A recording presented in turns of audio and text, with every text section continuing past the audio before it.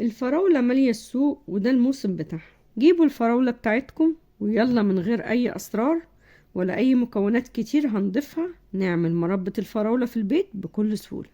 ومتأكدة ان شاء الله هتحبوا طعمها جدا، لانها مش زي الجاهزة خالص، بالعكس دي احلى وانضف من الجاهزة بكتير. وانا متأكدة من كل اللي بقوله ده لاني مجرباها كتير قوي.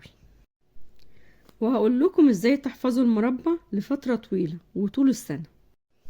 تعالوا لما نشوف طريقة مربى الفراولة من الآخر هنعملها ازاي مع ام عبد الله اتوم ام عبد الله في البيت.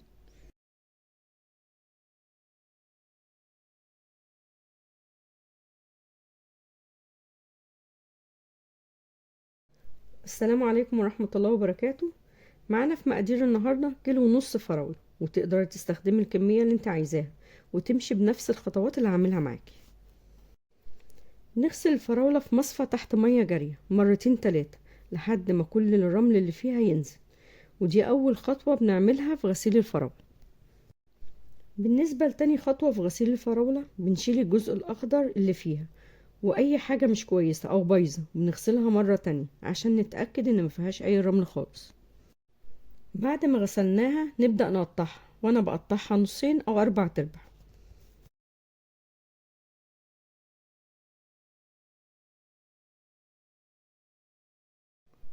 بنحط الفراولة بعد ما قطعناها كلها في حلة.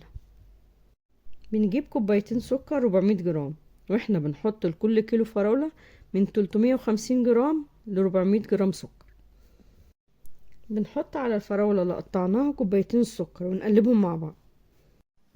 ولو لسه مكملين معايا لحد دلوقتي ما تنسوش اللايك على الفيديو وتشاركوا الفيديو مع اصحابكم وحبايبكم عشان يستفادوا هم كمان. ولو لسه اول مرة تشوفوا قناتي اهلا بيكم في قناتي المتواضعة. ما تنسوش تشتركوا في القناة وتفعلوا جرس الاشعارات عشان يوصل لكم كل الوصفات الجديدة اللي بتنزل على القناة.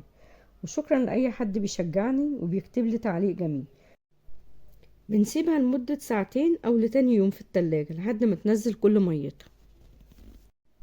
ودي الفراولة بعد ما سبتها لتاني يوم، وزي ما انتوا شايفين هي نزلت كل المية اللي فيها من غير ما اضيف لها اي مية خالص.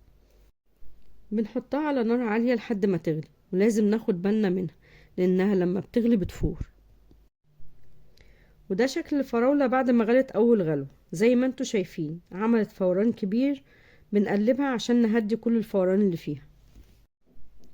بنهدي النار ونشيل الريم اللي بيظهر على وشها عشان نحافظ عليها لمدة اطول، لان الريم هو اللي بيبوظ المربى ومش بيخليها تقعد مدة طويلة.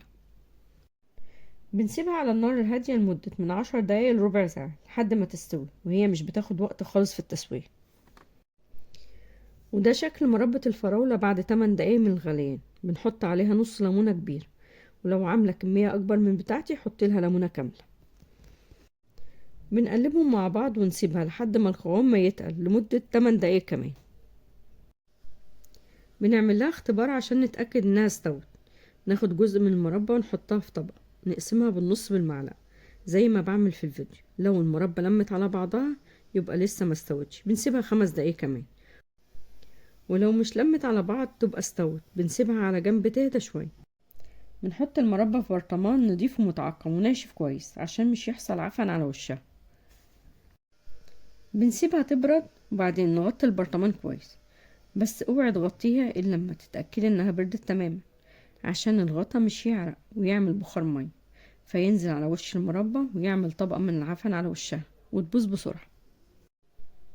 حط البرطمان في التلاجة عشان يفضل معاك لفترة طويلة، وكمان تقدري تحفظيها لفترة أطول بإنك تحطيها في علبة محكمة الغلق في الفريزر مع مراعاة كل الحاجات اللي قلناها.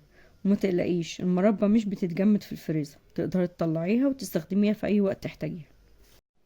وبكده نكون جهزنا أطعم وأشهى مربى فراولة طبيعية من غير أي ألوان صناعية أو منكهات صناعية. جربوها وقولولي رأيكم، وحقيقي أي حد هياكلها من إيديكم مش هيصدق إنكم عاملينها في البيت من حلاوتها. لو عندكم أي استفسارات في فيديو النهاردة أو أي وصفة تانية اكتبوها لي في التعليقات وإن شاء الله هرد عليكم. وبكده نكون خلصنا فيديو النهاردة، وأشوفكم في فيديو جديد إن شاء الله.